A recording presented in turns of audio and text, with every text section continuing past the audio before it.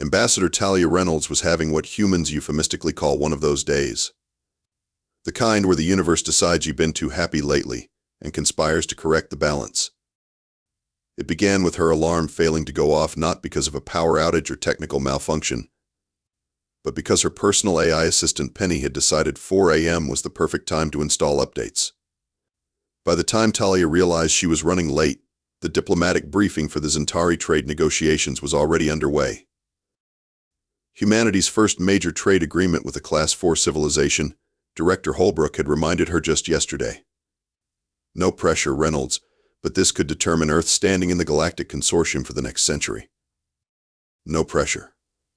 Right. In the 5 years since first contact, Earth had scrambled to establish itself as a serious player in galactic politics.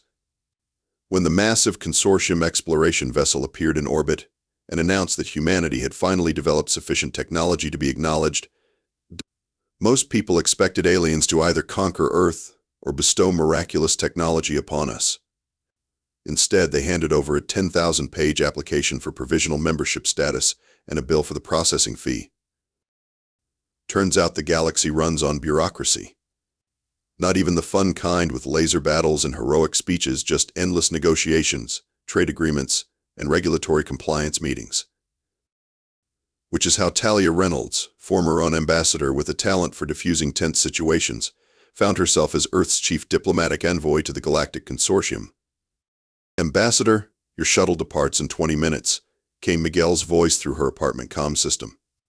Miguel Ortiz had been her assistant for 3 years and knew exactly how to strike the balance between gentle reminder and urgent warning. "I'm aware, Miguel," she replied, fumbling with her formal diplomatic jacket. The garment, designed by Earth's top fashion houses to project both authority and approachability to alien sensibilities, had apparently decided today was the day one of its scenes would choose rebellion.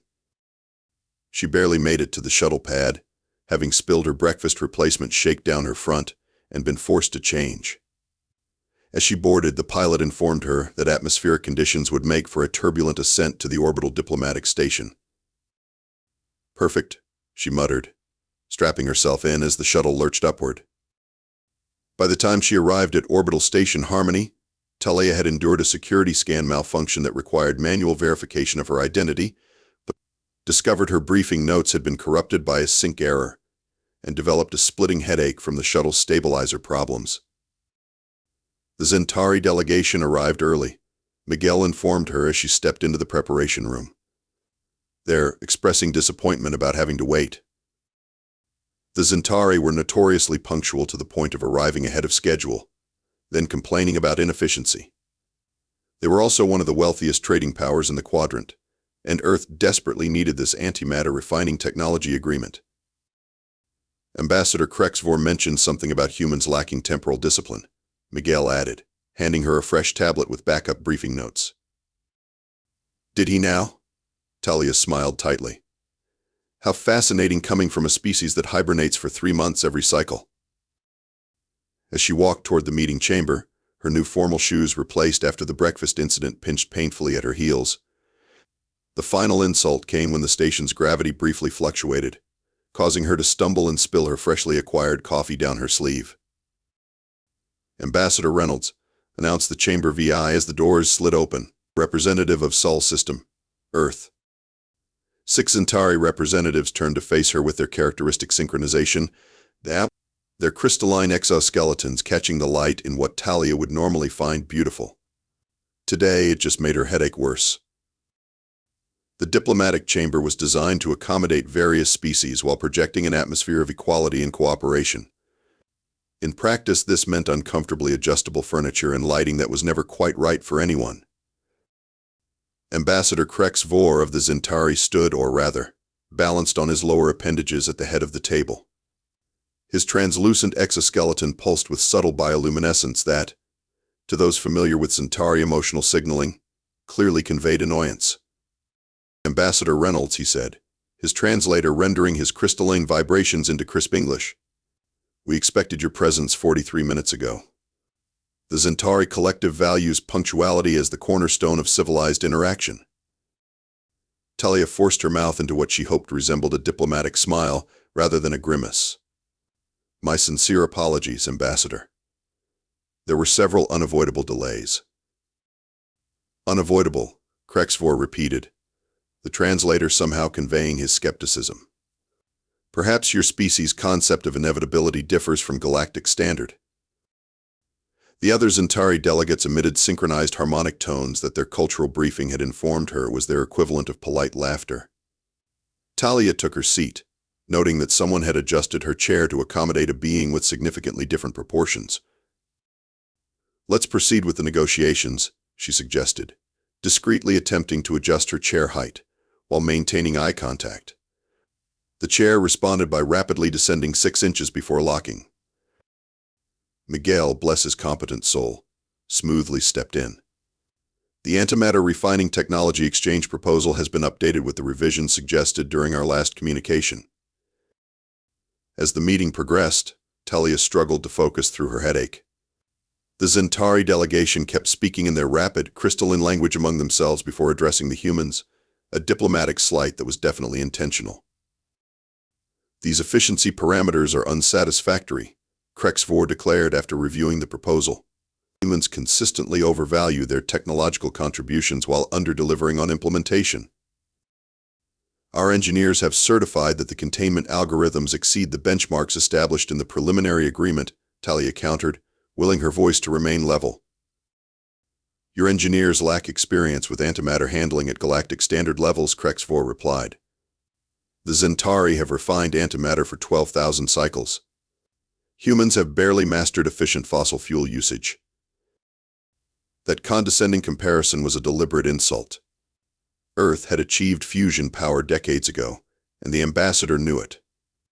The other Zentari delegates emitted their harmonic laughter again. Talia's coffee mug, a sturdy ceramic item depicting Earth's continents that she'd been clutching increasingly tightly, trembled slightly in her grip. Perhaps, Krexvor continued, humanity should consider a more appropriate position in this exchange. We could offer supervisory technology instead, allowing your species to develop under proper guidance, similar to how you manage your planet's lesser primates. The room fell silent. Even Miguel, ever the professional, straightened in shock at the blatant diplomatic insult. Something an Ambassador Talia Reynolds, diplomat with 15 years of experience, negotiator of the Pan-Pacific Resource Treaty during the water crisis, a woman who had once maintained her composure while a foreign dignitary accidentally set fire to her dress at a state dinner, finally snapped. Listen here, you overgrown wind chime, she said, rising from her chair. I have endured a morning from hell to be here.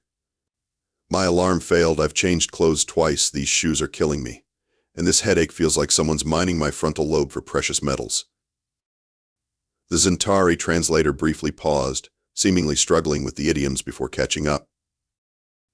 But I still showed up, Talia continued, her voice rising, prepared to negotiate in good faith with a species that apparently thinks equating humans to monkeys is acceptable diplomatic behavior. She slammed her coffee mug down for emphasis. The combination of force, angle, and the mug's ceramic composition created a perfect storm of physical properties.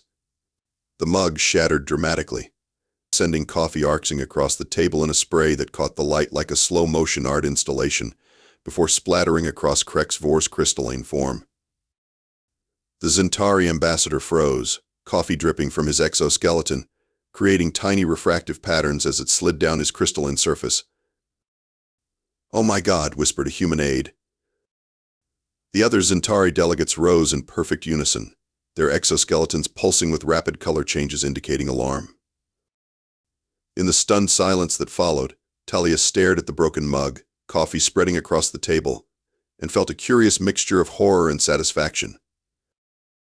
"Well," she said finally, "I suppose that concludes today's session." News of what became known as the coffee incident spread through diplomatic channels faster than light, literally, thanks to the consortium's quantum communication network. Within solar cycles, every major species had received their own version of events, each increasingly dramatized. The Moraxian information spheres described how the human diplomat had weaponized a ceremonial vessel containing stimulant fluid. The Phleb entity collective consciousness shared emotional impressions of terrifying unpredictability displayed by carbon-based negotiator. Even the notoriously stoic Vrex L uploaded tactical analyses of potential human rage states as diplomatic leverage. Admiral Darius Monroe, Supreme Commander of Earth's Defense Force and nominal supervisor of diplomatic operations, but stared at the cascade of messages flooding his terminal with an expression that had once made three-star generals nervously reconsider their career choices. "Would someone," he said with dangerous calm, "please explain how we went from negotiating antimatter technology to intergalactic diplomatic incident in under 4 hours?" The briefing room fell silent. Even the ambient systems seemed to quiet themselves. "Ambassador Reynolds had a bad day, sir," offered Captain Eliza Tamatoa, head of station security. "A bad day," Monroe repeated flatly. "The Zentari have recalled their entire diplomatic mission. The Consortium Security Council is convening an emergency session, and 3 independent species have requested permission to increase their defensive posture in Sol space because Ambassador Reynolds had a bad day." "It appears the coffee incident was interpreted as a calculated intimidation tactic, sir," said Lieutenant Commander Ferris, Intelligence Division. "The Zentari delegation reported that Ambassador Reynolds deliberately shattered a ceremonial vessel to demonstrate humanity's unpredictable nature and willingness to escalate tensions." Monroe pinched the bridge of his nose. "Where is Ambassador Reynolds now?" "In her quarters, sir. Medical has prescribed something for her headache." "I imagine they have." The Admiral stood and paced the length of the briefing room. "The Zentari are threatening to withdraw from the Alliance framework entirely. They're claiming that humanity concealed its berserker tendencies during species assessment."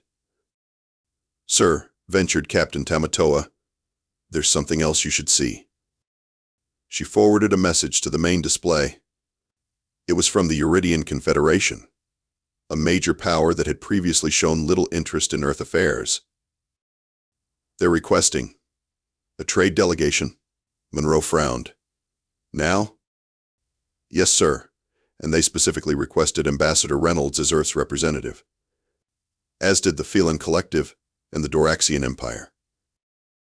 Monroe stared at the screen. "Let me understand this. Ambassador Reynolds shatters a coffee mug in a fit of pique, and now multiple major powers suddenly want to negotiate with us?" "It seems," said Lieutenant Commander Ferris with careful neutrality, "that several species are reassessing humanity's position in the galactic hierarchy. The prevailing theory is that we've been concealing our true nature as a warrior species because of a broken coffee mug. The Galactic Consortium has been dominated by species that evolved from prey animals, sir," Ferris explained. "Even the Zentari, despite their crystalline appearance, evolved from reef-dwelling filter feeders. The concept of predatory anger, what we might call having a bad day, is literally alien to them." "So they think we were hiding our what berserker rage powers?" Monroe looked incredulous. "Effectively, yes, and now they're afraid of us." Captain Tamatoa couldn't quite suppress her smile. "Or at least they're afraid of making Ambassador Reynolds angry." Monroe sat heavily in his chair. "Get me a secure line to the Zentari High Command, and find me someone who can explain human moods to a species that communicates through bioluminescence." As the briefing room emptied, he stared at the growing list of diplomatic communications.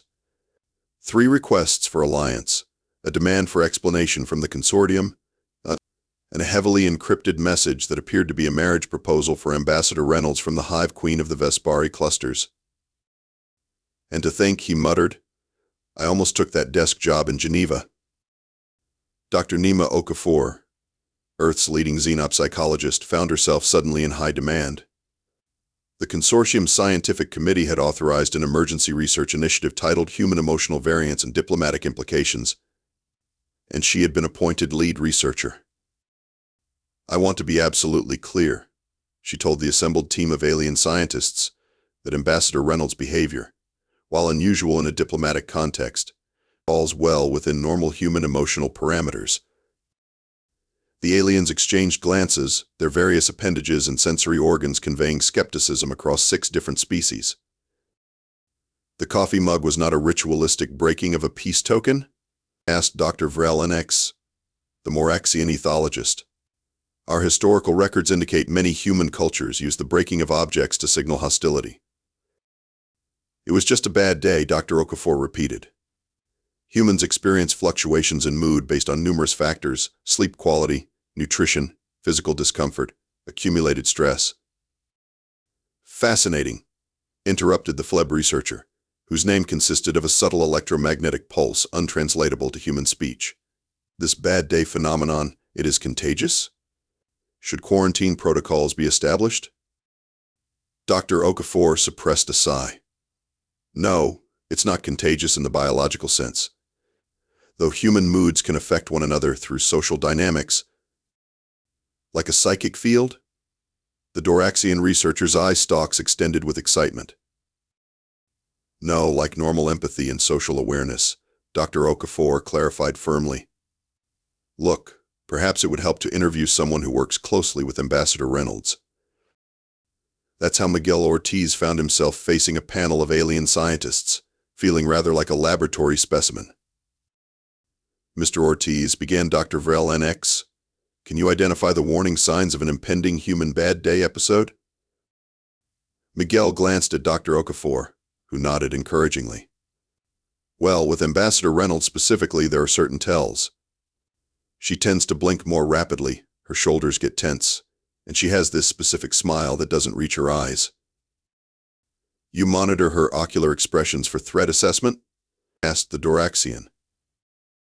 I pay attention because she's my colleague and friend, Miguel replied carefully.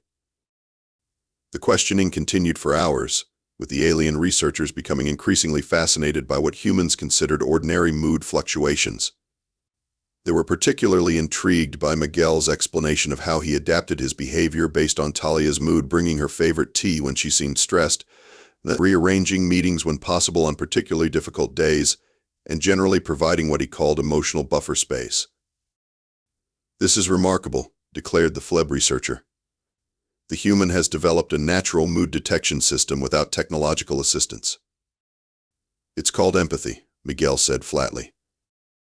After the interview, Dr. Okafor compiled the findings into what became the foundational document for the Human Mood Assessment Protocol. The protocol identified key behavioral indicators of human stress, cataloged potential triggering factors, and outlined recommended approaches for interspecies interaction during various human emotional states. This is unnecessarily complex, Admiral Monroe complained when presented with the 17-page protocol document. Can't we just tell them humans sometimes have bad days and they should deal with it? We could, Doctor, Okafor replied, but they wouldn't understand. Most consortium species don't experience emotions the way humans do. They have different neurological structures, different evolutionary histories. The Zentari, for instance, maintain chemical homeostasis that prevents mood fluctuations. The concept of waking up on the wrong side of the bed is literally foreign to them. So now every alien diplomat gets to play amateur psychologist before meeting with us? Monroe looked skeptical.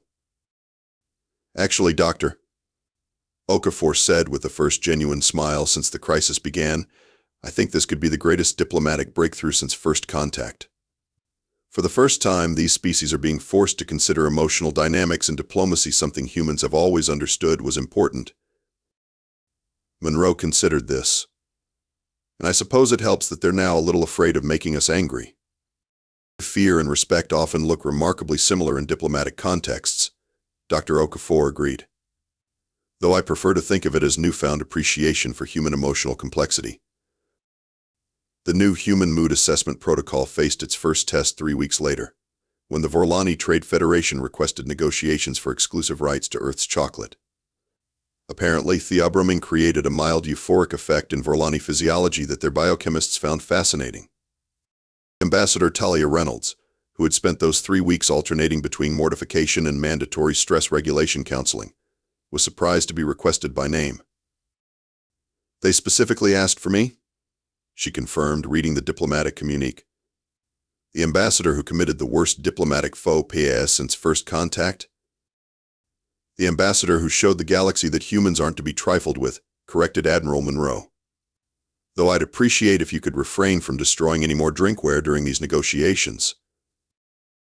The Vorlani envoy arrived with uncharacteristic ceremony. Unlike most consortium species, the Vorlani resembled upright felines with iridescent fur and six-fingered hands. Their diplomatic vessel was escorted by two military cruisers, an unusual show of force for what was essentially a candy trade negotiation.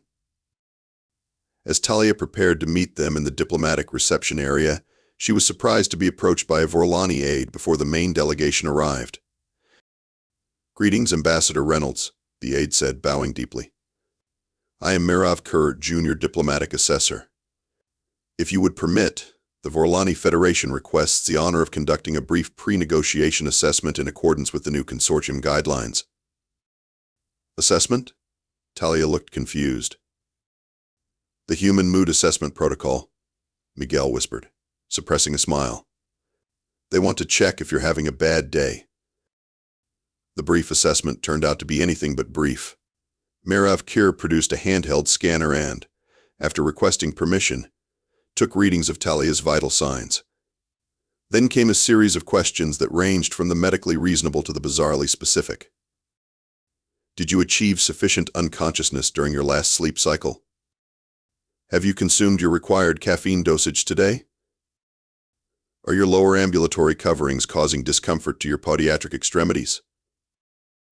Are you experiencing any temporal misalignment anxiety? Has your personal climate control system functioned optimally?" It took Talia a moment to realize the last question was asking if her air conditioning was working properly. "I'm having a perfectly adequate day," she assured the earnest Vorlani. "My shoes are comfortable, my alarm worked, and I've had exactly the right amount of coffee." Mirav Kur consulted his readings solemnly. "Your cortisol levels appear within normal range for your species, and your micro-expression analysis indicates minimal stress markers. I shall inform the senior ambassador that mood conditions are favorable for negotiation." As the aide departed, Talia turned to Miguel with raised eyebrows. "Did I just pass a test to see if I'm going to throw coffee at someone?" Essentially, Miguel confirmed.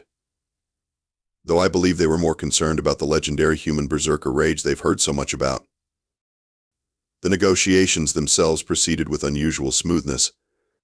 The Vorlani ambassador, a dignified female named Ras Silith, treated Talia with careful deference, frequently pausing to ask if the temperature, lighting, or seating arrangements were satisfactory. When Talia firmly but politely rejected their initial offer as undervalued, the Vorlani delegation exchanged nervous glances, their ears flattening slightly. "Ambassador Reynolds finds your proposal inadequate," Miguel announced, perhaps enjoying the situation a bit too much. "She recommends reconsidering your valuation of Earth's unique botanical resources." The Vorlani hastily revised their offer upward. By the end of the session, Earth had secured a trade agreement far more favorable than any previous arrangement with a consortium power. As they prepared to conclude, Ambassador Ras Silith approached Talia personally. "I must commend your restraint today, Ambassador," she said quietly. "The Vorlani Federation appreciates your willingness to negotiate peacefully despite your species' capabilities." "Just doing my job," Talia replied, fighting to keep her expression neutral. "Indeed, we look forward to a long and mutually beneficial relationship with humanity." Ras Silith hesitated, then added, "And should you ever experience one of your species' bad days, please know that the Vorlani would be honored to reschedule rather than risk incident." As the Vorlani delegation departed, Talia turned to Miguel. "Did she just offer to work around your potential rage monster schedule?" Miguel grinned. "Absolutely." "This is ridiculous," Talia said, but couldn't help laughing. "I break one coffee mug, and suddenly I'm the diplomatic equivalent of a hurricane warning." "If it helps," Miguel offered, "the Consortium Security Council has reclassified humanity from emerging species, Class 3 to established species with unpredictable capabilities, the Class 2. We're now in the same category as the Doraxians, who can literally breathe fire." Over the following months, the Human Mood Assessment Protocol was refined and gradually integrated into standard diplomatic procedure throughout the consortium.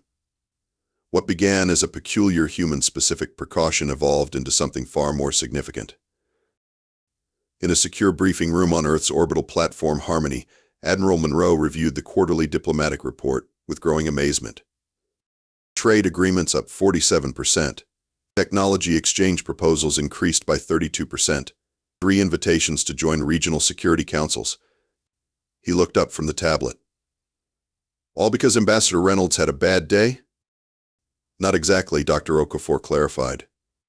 What we're seeing is the result of species across the consortium beginning to understand and accommodate emotional intelligence in diplomatic relations. Something humans have always considered fundamental, but most consortium species never evolved to recognize. It turned out that the coffee incident had exposed a blind spot in galactic diplomacy. Species that had evolved with different neurological structures had been conducting diplomacy through purely logical frameworks, missing the emotional underpinnings that humans instinctively navigated. Now, diplomatic education across multiple species included coursework on emotional recognition and response. The Zentari, after their initial outrage, had become particularly enthusiastic students, developing crystalline color patterns specifically designed to convey emotional sensitivity. Ambassador Talia Reynolds, meanwhile, had become something of a reluctant celebrity. At diplomatic functions, other species representatives would solemnly inquire after her mood before beginning conversations. Junior diplomats requested training on the Reynolds approach to emotional leverage in negotiations, much to her chagrin. I never thought I'd become famous for having a temper tantrum, she confided to Miguel during a rare quiet moment between meetings. You didn't have a tantrum, he corrected. You had a genuine human moment that happened to shatter the illusion that diplomacy can function without emotional awareness. The most profound change came 6 months after the incident, during the consortium's annual assembly. Before the first session, the archivator, the consortium's equivalent of a secretary-general, addressed the gathered representatives.